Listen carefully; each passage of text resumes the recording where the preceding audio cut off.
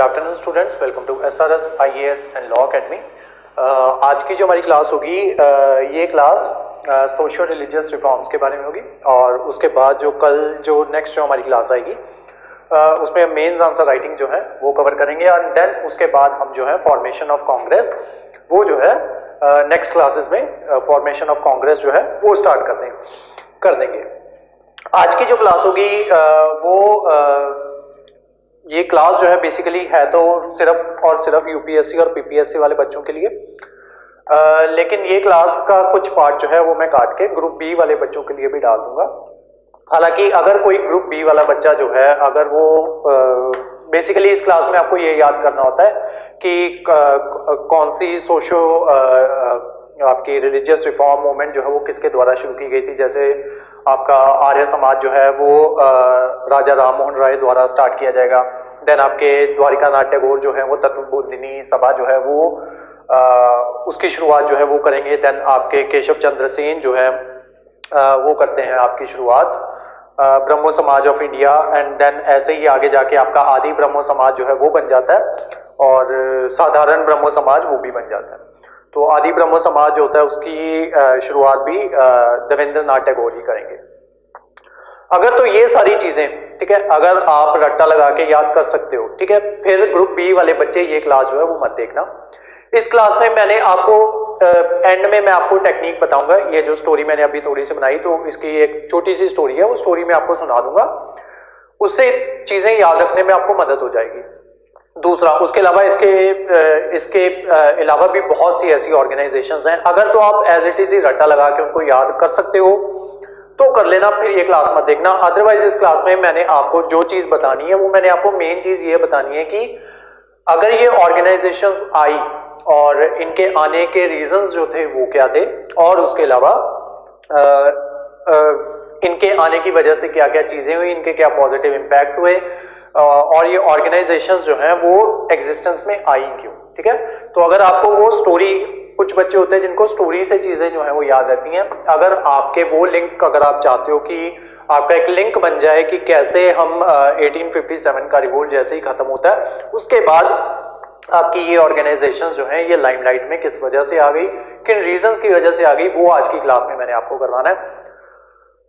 मैं दोबारा से आपको बोल रहा हूँ कि ग्रुप बी वाले बच्चे जो हैं अगर वो इसको एज इट इज ही याद कर सकते हैं इन ऑर्गेनाइजेशंस को, क्योंकि ये ऑर्गेनाइजेशंस जो हैं ये आपसे पूछी जाती हैं आपके एग्जाम में। अगर एज इट इज ही याद कर सकते हो फिर इस क्लास को चाहे मत देखना, ठीक है, लेकिन फिर भी मैं ये क्लास जो काट के जो है ग्रुप बी वाले बच्चों के लिए वो डाल दूंगा। ठीक है, अब स्टार्ट करते हैं सोशल रिलीजियस रिफॉर्म मूवमेंट्स। ठीक है, तो जैसे ही हमारा 1857 का रिवोल्ट जो है वो खत्म होता है तो उसके बाद से जो नेशनलिज्म जो है वो जो है वो राइज कर जाता है। ठीक है, अब उसके राइज करने के पीछे रीजंस क्या क्या थे, उसके कॉजेज जो थे वो क्या क्या थे कि नेशनलिज्म जो है लोगों में देशभक्ति की भावना जो है वो किस तरीके से जागी, उसके पीछे क्या क्या रीजंस थे। उन्हीं रीजंस की वजह से आपकी ये जो आपकी ये सोशल रिलीजियस रिफॉर्म मूवमेंट्स जो है ये स्टार्ट हो जाएंगी। ठीक है, तो सबसे पहला उसके जो नेशनलिज्म जो था उसके राइज होने का सबसे पहला कारण क्या था कि nature of British rule. Socio religious reforms या रिफॉर्म मूवमेंट्स। तो राइज ऑफ नेशनलिज्म आफ्टर 1857 के बाद जो भी राइज होता है नेशनलिज्म का, उसका सबसे पहला रीजन था आपका nature of British rule. Nature of British rule कि ब्रिटिश जो थे वो हमारे ऊपर किस तरीके से रूल कर रहे थे या उनके रूल का नेचर क्या था, वो एक कारण बना हमारे इसका राइज ऑफ नेशनलिज्म का। ठीक है, तो इसने क्या किया, पॉजिटिवली इसने इंपैक्ट हमारे ऊपर क्या पॉजिटिवली इंपैक्ट किया, ब्रिटिश रूल के नेचर का पॉजिटिव इंपैक्ट हमारे ऊपर क्या हुआ कि इसने पूरे देश को पॉलिटिकली आप पहले आपका देश जो था वो अलग अलग रजवाड़े जो थे उसमें बटा हुआ था। तो नापा का किंग क्या कर रहा है अपनी प्रजा के साथ, हमें अगर हम पटियाला में रहते हैं तो हमें उससे कोई मतलब नहीं था, अगर हम अमृतसर में रहते हैं तो हमें कोई मतलब नहीं है, फिरोजपुर का जो राजा जो है या फरीदकोट का जो किंग है या जो भी वहां पे रूल कर रहा है वो अपनी प्रजा के साथ जो है वो क्या कर रहा है, हमें उससे कोई मतलब नहीं है कितना वो टैक्स लगा रहा है, क्या उनके साथ प्रताड़नाएं कर रहा है या क्या उनको बेनिफिट्स दे रहा है, उसका भी हमें कोई मतलब नहीं था, ठीक है। क्योंकि हमारा राजा अगर हमें वो बेनिफिट्स नहीं दे रहा तो हमें उससे क्या है, हमें अपने राजा से मतलब है कि हमारा राजा हमारे साथ किस तरीके से बिहेव करता है। अंग्रेजों ने क्या किया, अंग्रेजों ने पूरे भारत के ऊपर कब्जा कर लिया, पूरे भारत को एक कॉमन एनिमी दे दी इन्होंने, ठीक है। तो हमारा इसके ऊपर पॉजिटिव हमारे ऊपर क्या इम्पैक्ट पड़ा, अब हम एक कॉमन एनिमी जो है उसे देखते हैं, हमें पता है हमें इसको भगाना है, ठीक है। तो इस वजह से आपका नेशनलिज्म जो है वो राइज कर जाएगा। ये हुआ ब्रिटिश रूल के जो नेचर जो था उसका पॉजिटिव इम्पैक्ट। अब इसका नेगेटिव इम्पैक्ट देखते हैं। नेगेटिव इम्पैक्ट क्या हुआ इसका कि हमारी जो इकोनॉमिक एक्सप्लॉयटेशन जो है वो होनी स्टार्ट हो गई, ठीक है। जो हमारा हैंडीक्राफ्ट जो था वो क्या कहते हैं, हैंडीक्राफ्ट इंडस्ट्री जो थी वो डिस्ट्रॉय होगी। हमारी जो एग्रीकल्चरल इंडस्ट्री जो थी उसकी कमर्शलाइजेशन जो है वो हो गई और उसका सारा फायदा जो थे वो अंग्रेज उठाते थे, ठीक है। तो इस वजह से क्या हुआ कि इनको एक कॉमन एनिमी मिल गई इंडियंस को, और ये किस वजह से हुआ, नेचर ऑफ ब्रिटिश रूल की वजह से। अब क्या होगा, इस वजह से हमारी नेशनलिज्म की भावनाएं जो है वो जाग जाएंगी और वो किस में हेल्प करेंगी, राइज ऑफ नेशनलिज्म में, ठीक है। सेकंड रीजन क्या है, इंट्रोडक्शन ऑफ इंग्लिश लैंग्वेज। अंग्रेजों ने क्या किया, इंग्लिश लैंग्वेज जो थी वो इंट्रोड्यूस कर दी। आज के पहले क्या होता था, जो मैंने स्टोरी आपको सुनाई थी जब हमारी जो फर्स्ट क्लास जो है वो लगी थी, उसके अलावा फर्स्ट क्लास जो है 3-4 बार जो है उसको रिपीट पे देख दो। जैसे जैसे हिस्ट्री में बीच में कहीं पे भी आपका गैप आता है तो वो स्टोरी जो होती है उसको दोबारा से देख लिया करो, ताकि आपकी पूरी हिस्ट्री की जो एक लय जो है वो बन जाए। तो वहां पे मैंने आपको बताया था कि पंजाबी जो है तमिलनाडु के जो वहां का रेजिडेंट होता है उसके पास जाता है तो उसको अब पहले अपनी लैंग्वेज में समझाने की कोशिश करता है, देन उसको समझ में नहीं आता, देन वो उसको इंग्लिश में समझाता है और फिर वो जो है वो समझ जाते हैं। इस वजह से क्या होगा कि एक कॉमन लैंग्वेज जो है वो मिल गई है और इंग्लिश जो है वो लिंगुआ फ्रैंका जो है वो बन गई है, कॉमन लैंग्वेज बन गई है। अब उन्होंने क्या किया, सबको इंग्लिश में पढ़ा दिया। अब हम क्या कर सकते हैं, अपने विचार जो है उनका आदान प्रदान जो है वो एक कॉमन लैंग्वेज में कर सकते हैं जिससे दोनों को समझ में आ जाए, ठीक है। तो वो मैंने आपको एग्जांपल दिया था, ठीक है, वो जब मैंने आपको बताया था white man taking your money, ठीक है, फाइट टुगेदर, वो वाली एग्जांपल मैंने आपको दी थी। उसी के साथ क्या हुआ कि एक तो जो थी इंग्लिश लैंग्वेज जो थी वो लैंगुआ फ्रैंका बन गई। सेकंड क्या हुआ कि जो ऑल ओवर द वर्ल्ड में जो वेरियस आइडियाज जो थे वो चल रहे थे, जैसे इनलाइटनमेंट का आइडिया चल रहा था, लिबर्टी का आइडिया चल रहा था, आपकी फ्रेंच रेवोल्यूशन होती है 1789 में, ठीक है। तो उसमें जो है लिबर्टी का कॉन्सेप्ट जो है वो सामने आता है, तो लोगों को जो है उस लिबर्टी के बारे में पता चलने लगता है कि लिबर्टी नाम का कोई भूत भी एग्जिस्ट करता है। और लिबर्टी है क्या कि हर इंसान को अपनी मर्जी करने का जो है अधिकार जो है वो होना चाहिए, लेकिन विद इन सर्टेन लिमिट्स। तो जब भारतीय जो है इन चीजों के बारे में पढ़ेंगे, ठीक है, तो उन्हें जो है इन चीजों के बारे में पता चलेगा कि अच्छा लिबर्टी नाम की भी कोई चीज होती है, डेमोक्रेसी नाम की भी कोई चीज होती है। अब वो क्या करेंगे, धीरे धीरे जब उन्हें पता चलेगा कि ऐसी कोई चीज एग्जिस्ट करती है तो वो धीरे धीरे उन चीजों की मांग भी करना स्टार्ट कर देंगे, ठीक है। तो ये हुआ इंग्लिश लैंग्वेज के आने का और फायदा हुआ। उसके अलावा मॉडर्न मीन्स ऑफ ट्रांसपोर्टेशन जो थे, जैसे इन्होंने ट्रेन्स वगैरह जो थी वो चला दी, बसें वगैरह जो थी वो चला दी। उसके अलावा कम्युनिकेशन के लिए उन्होंने टेलीग्राम जैसी सर्विसेज जो थी उनको स्टार्ट कर दिया। अब उससे क्या होगा कि मान लो पहले क्या होता था कि अंग्रेजों ने, हाइपोथेटिकली मानो अंग्रेजों ने क्या किया, अंग्रेजों ने ट्रेन चलाई, ठीक है। तो आप और मैं क्या किया, हमने सूट बूट पहन के, ठीक है, हम पहुंच गए ट्रेन में, फर्स्ट क्लास की हमने टिकट ली और मन में ये सोच के गए कि गोरी मेम के साथ बैठेंगे, ठीक है। तो ये पहुंच के हम बैठ गए ट्रेन में। वहां पे एक अंग्रेजी अफसर आया, उसने क्या किया, उसने थप्पड़ लगाया और बोला कि नहीं तुम इंडियंस हो तो तुम जो है फर्स्ट क्लास में सफर नहीं कर सकते, जाओ निकलो थर्ड क्लास में पहुंचो, ठीक है। तो हम पहुंच गए वहां पे थर्ड क्लास में। अब वहां पे हाइपोथेटिकली मान लेते हैं कि हम बिलोंग करते हैं एक छोटी कास्ट से और वो जो क्या कहते हैं वहां पे ऑलरेडी एक जो है हाई कास्ट से ब्राह्मण जो है, ब्राह्मण या पंडित जो है वो वहां पे बैठा हुआ है, ठीक है। तो हमने क्या पूछा, हम जब ब्राह्मण के साथ बैठे तो पहले क्या किया, ब्राह्मण ने हमसे कास्ट पूछी, ठीक है। तो हमने बता दिया कि हम तो जी ऐसे करके शुद्ध कास्ट से बिलोंग करते हैं। तो ब्राह्मण ने क्या किया, ब्राह्मण ने उठ के थप्पड़ मार दिया। हम पहुंचे फिर टीटी के पास कि मतलब तूने मेरे को यहाँ बिठाया, इसने थप्पड़ मार दिया। वो कहता क्यों मारा थप्पड़, कहता इसके पास भी तो टिकट है। उसने उठा के ब्राह्मण को थप्पड़ मार दिया। अब ब्राह्मण पिट के बैठा है और हम भी पिट के बैठे हैं, ठीक है। तो थोड़ा आगे क्या कहते हैं और गया, ट्रेन आगे और बढ़ी। तो हमने क्या किया कि हम लोगों ने पूछा कि वो स्टेशन जो है वो कौन सा है, ठीक है। ब्राह्मण कहता दूर है दूर है, तो कहता तुझे नहीं पता स्टेशन कौन सा है। मैंने कहा यार आपने सर आपने हमें पढ़ने ही नहीं दिया शुरू में, तो मतलब हमें कैसे पता होगा। तो फिर ब्राह्मण को थोड़ा थोड़ा ऐसे रियलाइज हुआ कि अच्छा नहीं ये मैंने गलत किया, ऐसा नहीं करना चाहिए था, सदियों तक इनको पढ़ने देना चाहिए था।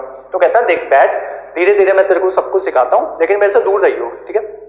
तो इन सब चीजों की वजह से क्या हुआ, जब एक साथ हम मिलकर सफर करना स्टार्ट किए, तो जो कास्ट के जो डायनेमिक्स जो थे वो हमने जो हमारी सोसाइटी ने जो बनाए हुए थे, वो कास्ट डायनेमिक्स जो थे वो खत्म होने स्टार्ट हो गए।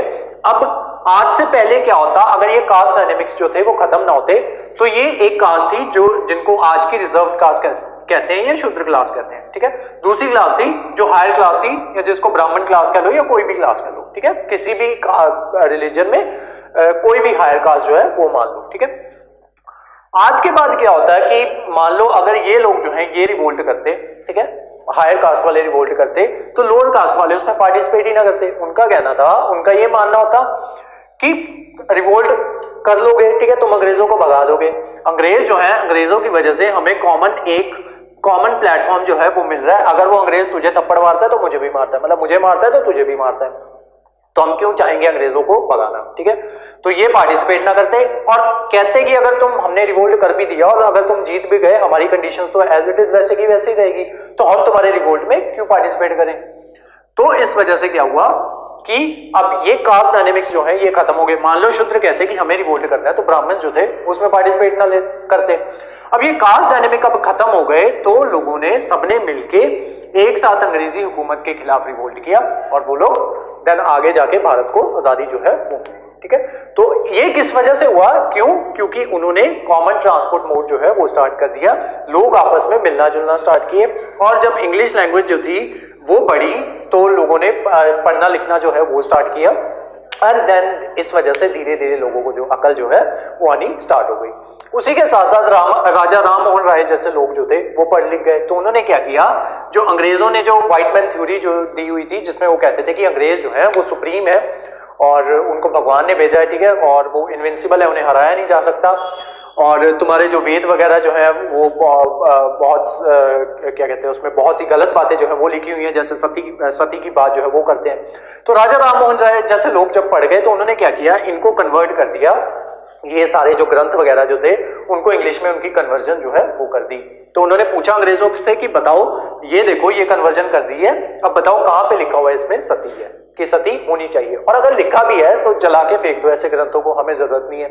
तो उस वजह से क्या हुआ कि जो ये ग्लोरियस पाथ जो है ये दिखा रहे थे कि अंग्रेज जो है वो ज्यादा ग्लोरियस हैं या अंग्रेज जो है वो ज्यादा बेहतर है तुम लोगों से, तो ये जो उनका मिथ जो था जो लोगों के दिमाग में बिठाया हुआ था, राजा राम मोहन राय जैसे लोगों ने बताया कि ऐसा कुछ भी नहीं है, ये सिर्फ और सिर्फ हम हमारे ऊपर राज करना चाहते हैं, इस वजह से हमारा ये सेल्फ कॉन्फिडेंस जो है वो गिराना चाहते हैं। तो उनके सेल्फ कॉन्फिडेंस को बूस्ट देने का काम जो है ये राजा राम मोहन रॉय जैसे लोगों ने किया, जिन्होंने इंडिया का जो ग्लोरियस पास्ट जो था उसको रीडिस्कवर किया, ठीक है। तो ग्लोरियस पास्ट में जो है वेरियस बातें जैसे की जाती थी कि तुम्हें तो एस्ट्रोनॉमी का पता जो है वो अब जाके चला, हमारे जो पंडित जो है वो तो यहाँ पे बैठे बैठे बता देते कि कौन सा ग्रह जो है वो कौन सी पोजीशन पे बैठा हुआ है, ठीक है। तो ये सारी बातें जो हैं इस वजह से जब हमारे वेद वगैरह जो थे उनको जो है वो करना स्टार्ट किया, उन्होंने इंग्लिश में उसकी कन्वर्जन जो है वो स्टार्ट की, तब वो सारी बातें जो है वो सामने आई। उसके अलावा कामा सूत्रा जो था उसका मैंने आपको बहुत पहले जो है वो एग्जांपल दिया था कि उसमें उस बुक को जो है वो बहुत गलत तरीके से जो है प्रिडिक्ट किया गया है। उसमें सिर्फ और सिर्फ जो अंग्रेज जो थे उन्होंने सिर्फ और सिर्फ एक टॉपिक उसका उठा के उसी को बहुत ज्यादा हाईलाइट जो है वो कर दिया गया। अदरवाइज कामा सूत्रा में और बहुत सी बातें जो है वो लिखी गई हैं कि उस टाइम की सोसाइटी जो थी वो इतनी ओपन थी कि उन्होंने जिस चीज को एक टैबू जो है वो माना जाता है उसके ऊपर खुल के बात जो है वो की थी। तो उस टाइम की सोसाइटी जो थी वो कितनी ज्यादा ब्रॉड माइंडेड जो है वो रही होगी, ऐसी बातें जो है वो इंडियंस जो थे उनको बताएगी, ठीक है। और ये सारी बातें जो रिफॉर्मर्स वगैरह जो हैं जो बताएंगे, देन धीरे धीरे आगे जाके वो अपनी ऑर्गेनाइजेशन जो है वो स्टार्ट कर लेंगे, ठीक है। तो इसी वजह से आपकी ये जो है सोशियो रिफॉर्म मूवमेंट्स जो है वो स्टार्ट हो जाएंगी। उसके अलावा जैसे ही हमारा ये खत्म हुआ था, आपका क्या कहते हैं रिवोल्ट जैसे ही खत्म होता है, उसके अलावा कुछ आपके जो ये होते हैं गवर्नर जनरल जो होते हैं उस टाइम के, वो भी कुछ ना कुछ एक्ट जो है वो लेके आते हैं। उसकी मैंने सारी शीट जो है वो ऑलरेडी आपको सेंड की हुई है, ठीक है। यहाँ पे मैं कुछ कुछ जो आपके ये जो है गवर्नर जनरल्स जो है उनके बारे में मैं थोड़ा सा आपको आज बताने जा रहा हूँ। अदरवाइज वो सारे के सारे जो जो उन्होंने मेन काम जो है वो जो किए हुए हैं वो आपको पढ़ने हैं, ठीक है। जो इंपॉर्टेंट है वो मैं बताने जा रहा हूँ। जैसे लॉर्ड लिटन जो है, लॉर्ड लिटन ये जो है ये क्या करेंगे, इन्हीं के टाइम में सेकेंड अफगान वॉर जो है वो स्टार्ट हो जाएगी, ठीक है। फर्स्ट अफगान वॉर जब रशिया आया था तब स्टार्ट हुई थी और वो जो है अंग्रेज जो थे वो बुरी तरह से वहां से हार के आ गए थे। सेकेंड अफगान वॉर में भी अंग्रेज जो है ये बुरी तरह से हार जाएंगे। अब जब यहाँ पे हारेंगे तो क्या होगा, लोगों को जो है ये समझ में आने लगेगा कि अंग्रेज कोई इतने ज्यादा ताकतवर नहीं है। अगर अफगान उन्हें हरा सकते हैं तो हमारे जो महाराजा रणजीत सिंह जो थे वो अफगानों को हरा देते थे। तो अफगान अगर अंग्रेजों को हरा सकते हैं और हम अगर अफगानियों को हरा सकते हैं तो हम अंग्रेजों को क्यों नहीं हरा सकते, ठीक है। If A can defeat B, ठीक है, and B can defeat C, so why can't A defeat C, ठीक है। तो ये जो है आपका इस तरीके की चीजें जो है वो जब लोगों को पता लगनी शुरू हुई तब जो है राइज ऑफ नेशनलिज्म जो है वो आपका हो गया। उसके अलावा लॉर्ड लिटन के टाइम पे ही दिल्ली दरबार जो था वो लगाया गया था। दिल्ली दरबार लगा था 1877 में, ठीक है। तो इस दरबार में जो है इंडिया जो था वो उस टाइम पे फेमाइन से ग्रस्त था, ठीक है। वहां पे इंडिया में फेमाइन आया हुआ था और यहाँ पे इन्होंने क्या किया, दिल्ली दरबार जो था वो सजा लिया, ठीक है। उस वजह से लोगों में क्या हुआ, लोगों में बहुत सा रोष जो था वो पैदा हो गया। क्यों? क्योंकि दिल्ली दरबार में पार्टी वगैरह जो है वो हो रही थी और जब पूरा देश जो था वो फेमाइन से ग्रस्त था उस टाइम पे अंग्रेज जो थे वो यहाँ पे दिल्ली दरबार जो है वो लगा रहे थे। तो इस वजह से भी लोगों में अंग्रेजों के खिलाफ जो है वो द्वेष की भावना और उजागर हो गई। उसके अलावा एक लॉर्ड लिटन ने एक काम जो है वो और किया था। आपसे जनरली सवाल जो है प्री में ये पूछ लिया जाता है कि किसके टाइम के दौरान में 1877 के दौरान जो दिल्ली दरबार लगा था, जब इंडिया में फेमाइन चल रहा था, तो वो कौन से गवर्नर जनरल की ड्यूरेशन के दौरान हुआ था, ठीक है। तो वो था लॉर्ड लिटन। इस तरीके से गवर्नर्स के ऊपर आपको सवाल जो है वो पूछे जाते हैं। उसके अलावा इसने क्या किया, एक वर्नाकुलर प्रेस एक्ट जो है वो पास कर दिया, वर्नाकुलर प्रेस एक्ट 1878। तो हमारे ये जो रिफॉर्मर्स वगैरह जो थे, जो लोग पढ़ लिख गए थे, वो क्या करते थे, अपने अपने अखबार जो थे वो छापते थे और उन अखबारों में अंग्रेजों की निंदा जो है ये करते थे। उसमें बेसिकली ये बातें जो है ये की जाती थी, बेसिकली उनको क्रिटिसाइज किया जाता था इन बातों के लिए। जैसे अभी मैंने आपको सेकेंड अफगान वॉर का एग्जांपल दिया। अब लोगों को कैसे पता चलेगा कि अंग्रेज जो है वो इनविंसिबल नहीं है, ठीक है। लोगों को बताया जाएगा, अखबारों के द्वारा लोगों को बताया जाएगा कि देखो ये सेकेंड अफगान वॉर जो है ये हार चुके हैं। तो जो ये कहते हैं कि हम बड़े इनविंसिबल हैं, हमें हराया नहीं जा सकता, तो वो तो झूठ है। और हारे किनसे? अफगानों से। और अफगानों को किन्होंने हराया? महाराजा रणजीत सिंह ने। तो अगर महाराजा रणजीत सिंह अफगानों को हरा सकते हैं और अफगान जो है वो अंग्रेजों को हरा सकते हैं, तो हम अंग्रेजों को क्यों नहीं हरा सकते? तो ये सारे आइडियाज जो थे ये प्रेस के थ्रू जो है वो प्रोपेगेट कर रहे थे। उसी वजह से ये वर्नाकुलर प्रेस एक्ट जो है ये लाया जाता है लॉर्ड लिटन के द्वारा। और इस एक्ट में ये कह दिया जाता है कि आज के बाद, ठीक है, सबसे पहले तो ये बात कही जाती है कि आज के बाद कोई भी जो है अपनी भाषा में, ठीक है, लोकल लैंग्वेज में कोई भी अखबार जो है कोई भी आर्टिकल जो है या कोई भी अखबार जो है लोकल लैंग्वेज में नहीं छपेगा। यही मतलब था वर्नाकुलर प्रेस एक्ट का। इसको गैगिंग एक्ट भी कहा जाता है, ठीक है। तो इस एक्ट में ये चीज कही गई और बेसिकली ये चीज जो थी ये स्पेशली टारगेट कर रही थी अमृत बाजार पत्रिका को, ठीक है। अमृत बाजार पत्रिका ये शिशिर कुमार घोष के द्वारा स्टार्ट की गई थी, अमृत बाजार पत्रिका। तो जैसे ही इन्होंने, और ये इतने ज्यादा एबल्ड इंसान थे ना शिशिर कुमार घोष, मान लो आज शाम को ये ऑर्डर आया है कि कल के बाद जो है वर्नाकुलर प्रेस एक्ट जो है वो एग्जिस्टेंस में आ जाएगा, तो कल के बाद जो है कोई भी इंसान जो है वो लोकल लैंग्वेज में अखबार जो है वो नहीं छापेगा। इन्होंने एक ही रात के अंदर अंदर अपना सारा प्रेस का सारा सिस्टम जो था वो चेंज किया और अगले दिन फिर अखबार छपा और वो अखबार छपा इंग्लिश लैंग्वेज में, ठीक है। तो ये इतने एबल्ड इंसान थे शिशिर कुमार घोष। उसके अलावा इसने एक एक्ट जो है आर्म्स एक्ट और पास किया था लॉर्ड लिटन ने। उस एक्ट में क्या कह दिया गया कि जो कोई भी ये जो होते हैं क्या कहते हैं, जो गोरे जो होते हैं या इंग्लिश मैन जो होते हैं, ये क्या कहते हैं, बहुत ज्यादा सेंसिबल होते हैं, ठीक है। तो इनको जो है हथियार रखने की आजादी जो है ये होनी चाहिए, और जो इंडियंस जो है उनको हथियार रखने की आजादी नहीं होनी चाहिए। और मोस्ट इंपॉर्टेंट बात या मोस्ट आयरॉनिकल बात इसमें क्या है कि गांधी ने भी इस एक्ट का विरोध किया। इस एक्ट में बेसिकली ये कहा गया था कि सिर्फ अंग्रेज जो है उनको हथियार रखने की आजादी होनी चाहिए, और गांधी भी इसका विरोध करते हैं। वो कहते हैं कि इंडियंस को भी आजादी दो, ठीक है।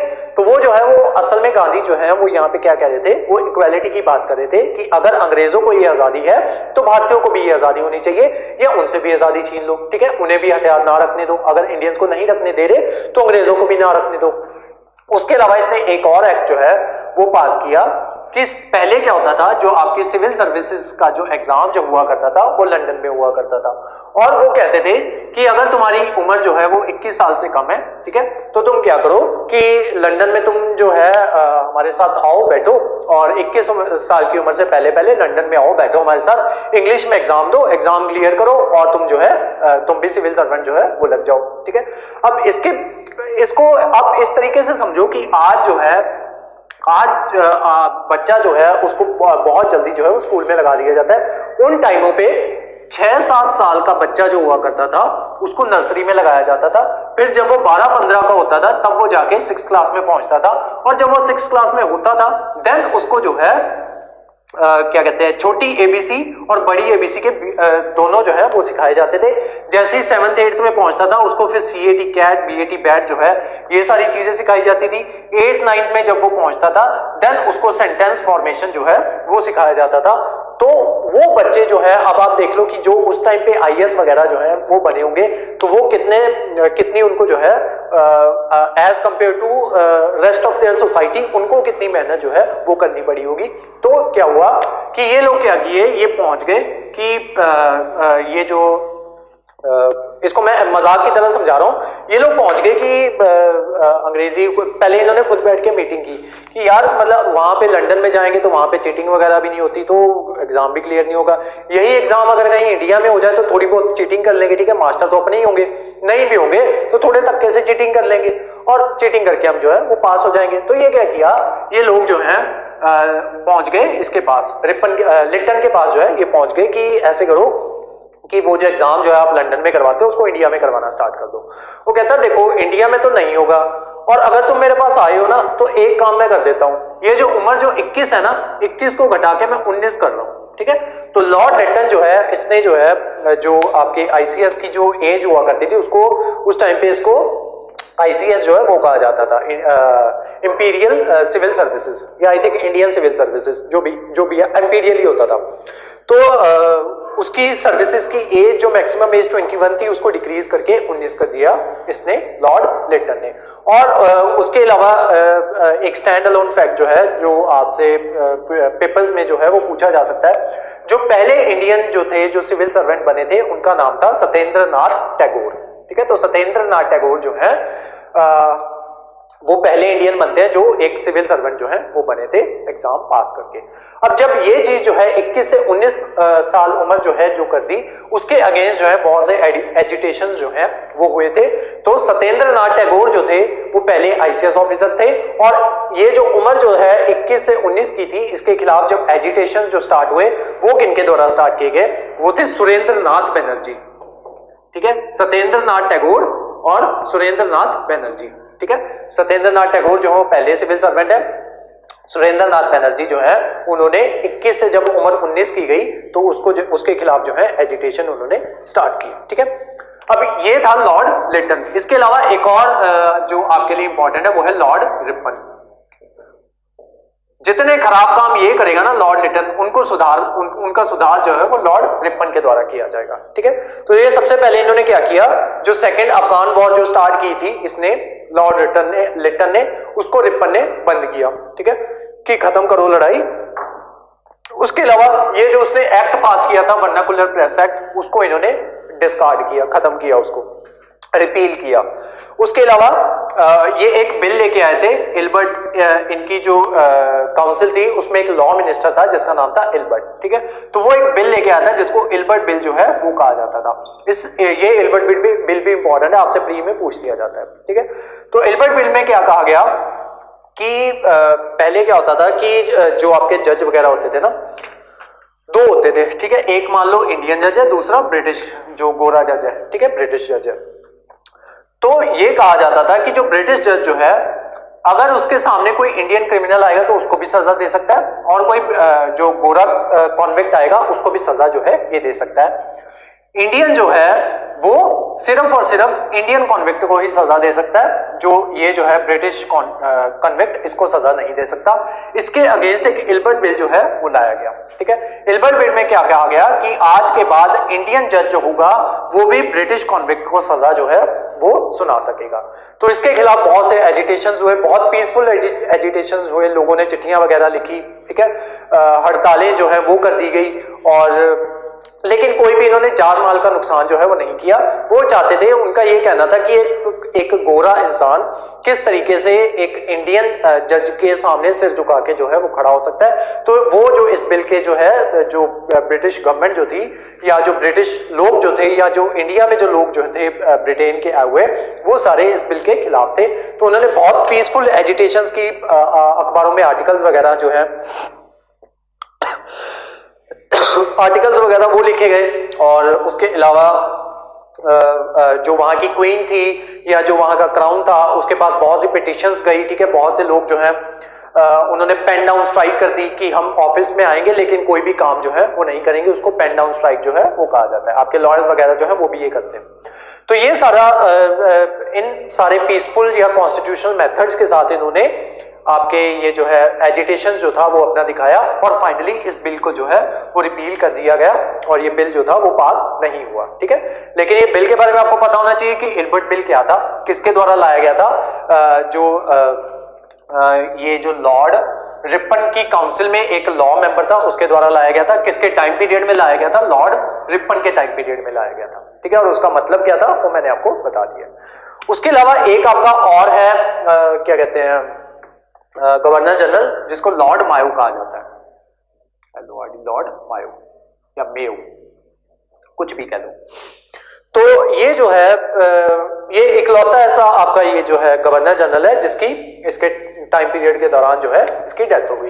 ये क्या किया था इसने, ये पहुंचा हुआ था वहां पे अंडमान और निकोबार जो है, ये वहां पे जेल विजिट पे गया हुआ था, और वहां पे कोई पठान था, पठान ने क्या किया, इसको लॉर्ड मायो को वहीं पे मार देता है, ठीक है। तो ये इकलौता ऐसा आपका गवर्नर जनरल है जिसकी डेथ जो है वो इंडिया में हुई, या आप कह सकते हो कि जिसकी डेथ जो है इसके टाइम पीरियड, इसकी ड्यूरेशन के दौरान ही हुई, ठीक है।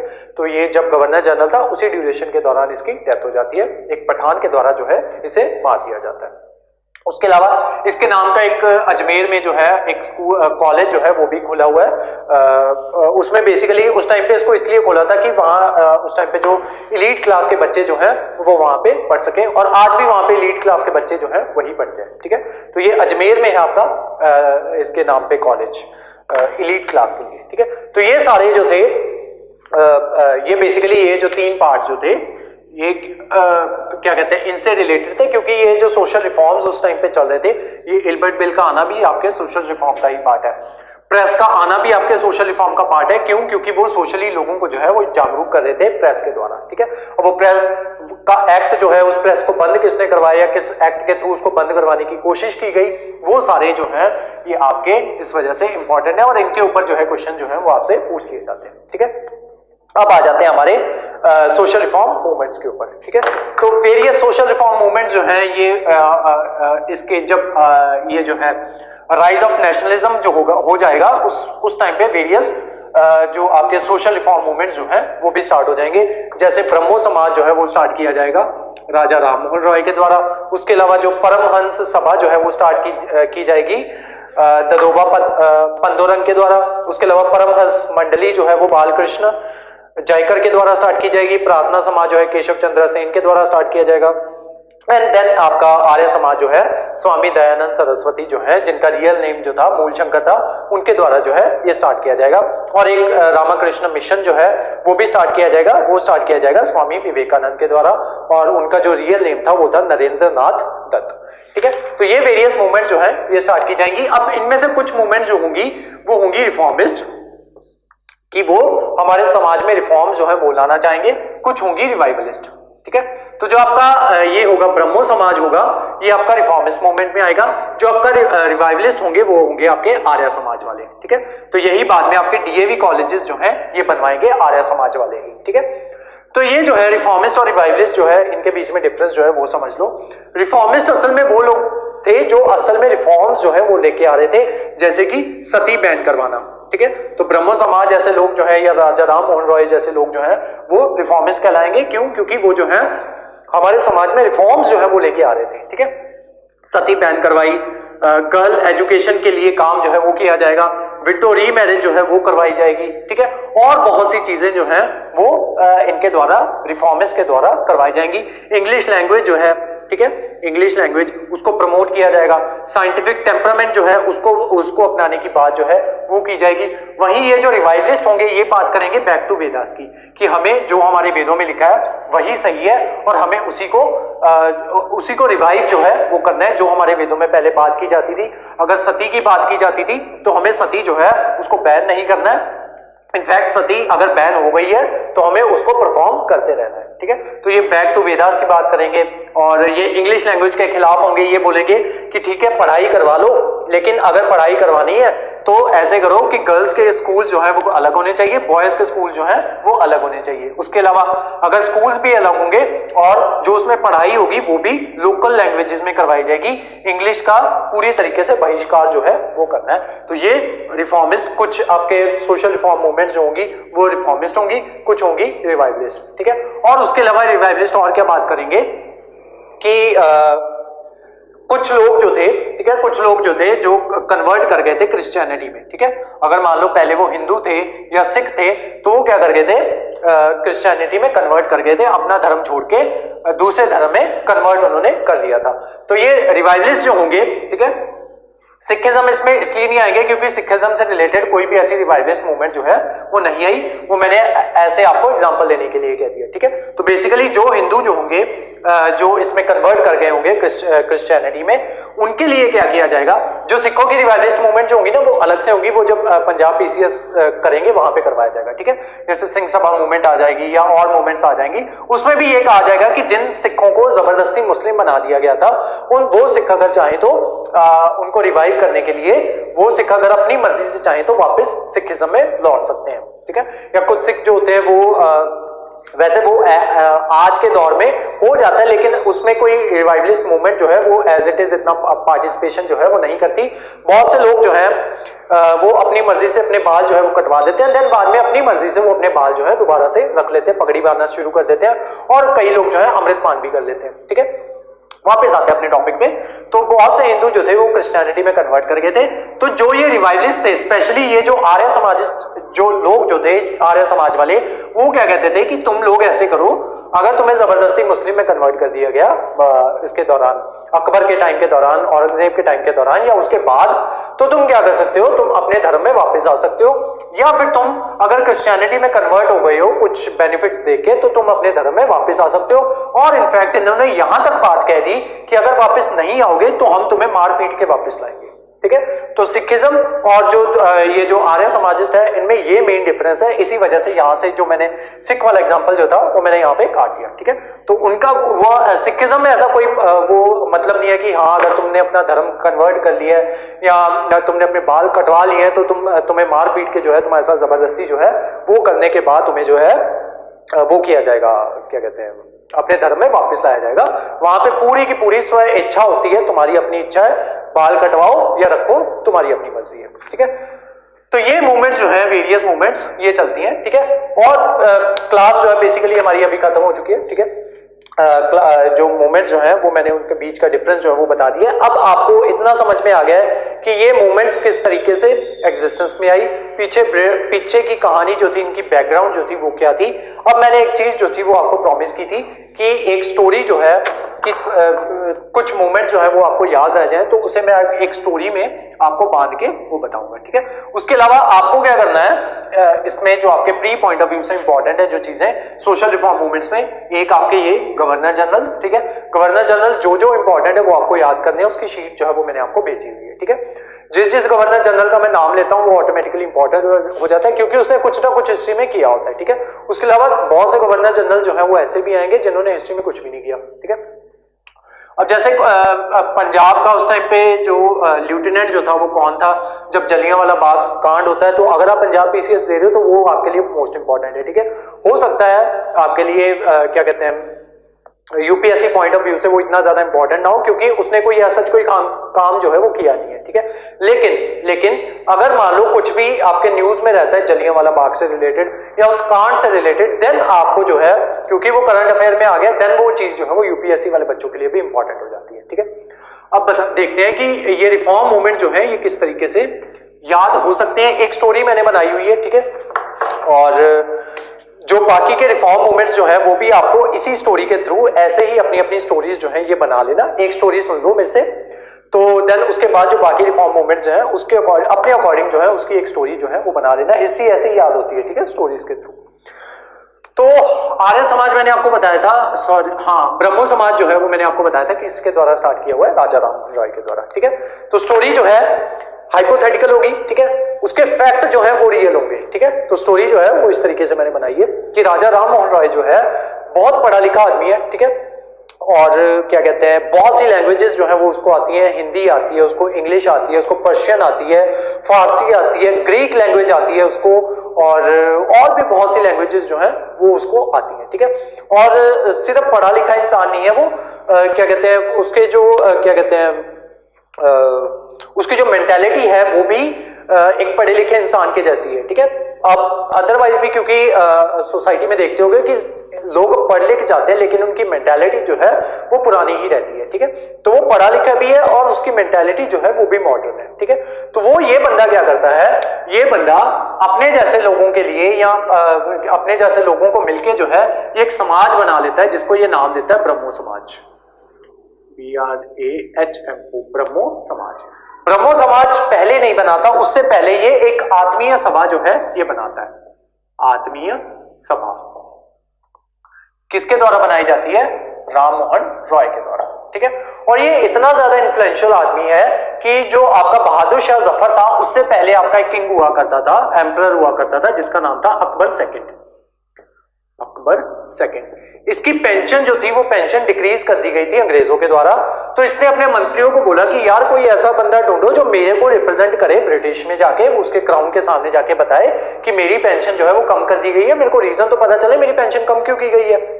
तो ये क्या करते हैं, इसके जो मंत्री वगैरह होते हैं वो कहते हैं देखो ये जो राम मोहन है ना, राम मोहन रॉय, ये क्या कहते हैं ये बड़ा इन्फ्लुएंशियल आदमी है।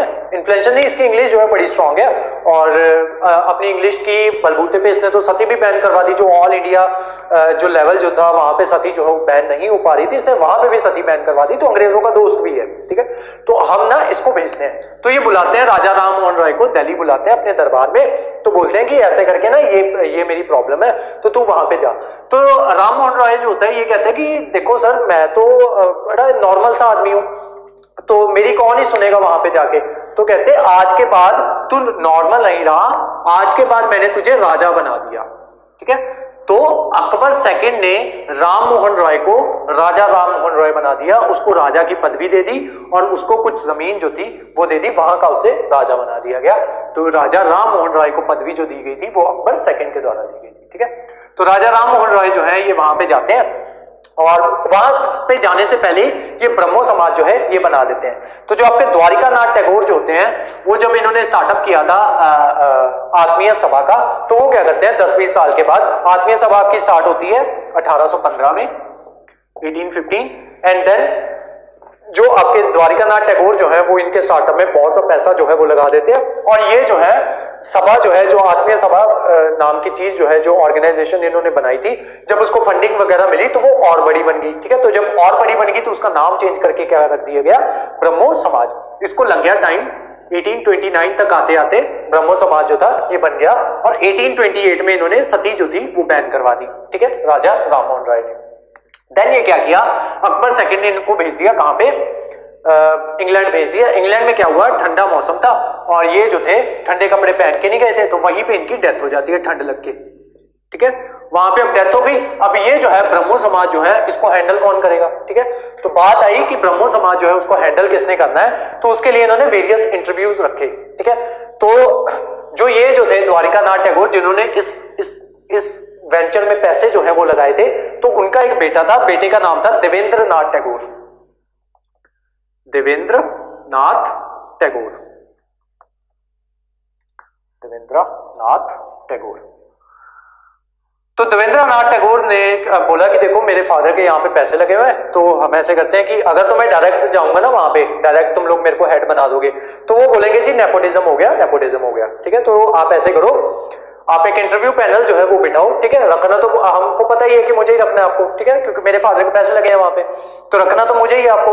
तो आप लोग ऐसे करो कि एक फेक सा इंटरव्यू जो है वो रख लेते हैं और उसमें आप लोग जो है वो मेरे को सिलेक्ट कर देना, ठीक है।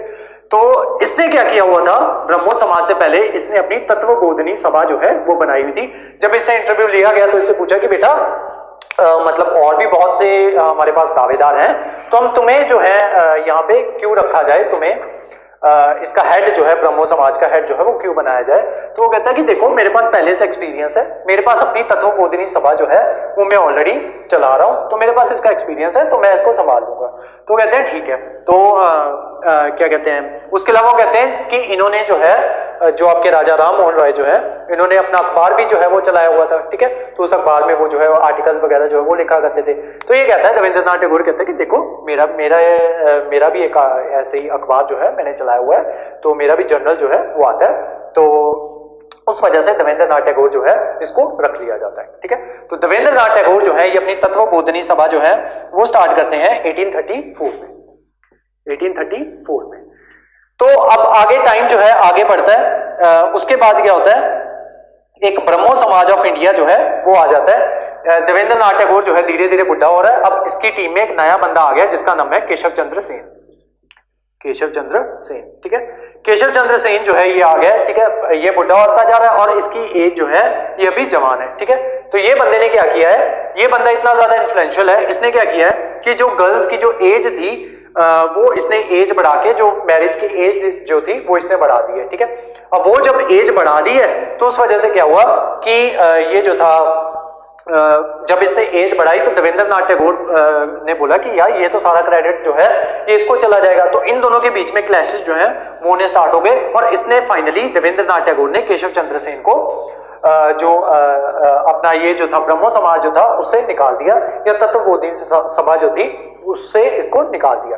तो जब इसको निकाला तो इसने क्या किया, इसने अपना एक नया समाज जो था वो स्टार्ट कर दिया जिसका नाम इसने रख दिया ब्रह्मो समाज ऑफ इंडिया, ब्रह्मो समाज ऑफ इंडिया। ये कब बना आपका ब्रह्मो समाज ऑफ इंडिया 1866 में, 1866 में, ठीक है। तो मान लो यहां पे अगर देवेंद्र नाथ टैगोर की एज जो है ये क्या कहते हैं 30 तक एज होगी इसकी, ठीक है, जब ये यहाँ पे पहुंचा होगा, ठीक है। 30 नहीं होगी, चलो 25 भी होगी। अब उसको कितने साल हो चुके हैं, 66 जो है वो हो चुके हैं। तो अगर 25 भी होगी तो ये ऑलमोस्ट 60 के आसपास होगा, ठीक है। ये देवेंद्र नाथ टैगोर तो बुढ़ा हो चुका है, ठीक है। और इसके पास जो है केशव चंद्र सेन के पास न्यू आइडियाज है, तो इसने क्या किया, लड़कियों की एज जो थी वो चेंज करवा दी, ठीक है। अब जब चेंज करवाई एज तो ये इसने क्या किया, अंग्रेजों ने जब इसकी बात मान ली तो ये लड्डू लड्डू बेचता, लड्डू बांटता हुआ घर पहुंचा। तो जैसे ही घर पहुंचता है तो इसकी वाइफ इसको कहती है अजी सुनते हो, तो वो कहता है हाँ जी बोलो। तो मैं कह रही थी कि ये जो है बिहार के कूच राजा, कूच बिहार के जो राजा जो है उनका रिश्ता आया था हमारी बेटी के लिए, इसकी बेटी की उम्र है 12 साल, ठीक है। तो जो बंदा जिसने अभी अभी रिसेंटली अपना ये जो चेंज करवा के आया, गर्ल्स की एज जो है जिसने चेंज करवाई है, अब वो खुद ही क्या कर देगा, अपनी बेटी की शादी जो है 12 साल की बेटी की शादी जो है ये करवा देगा।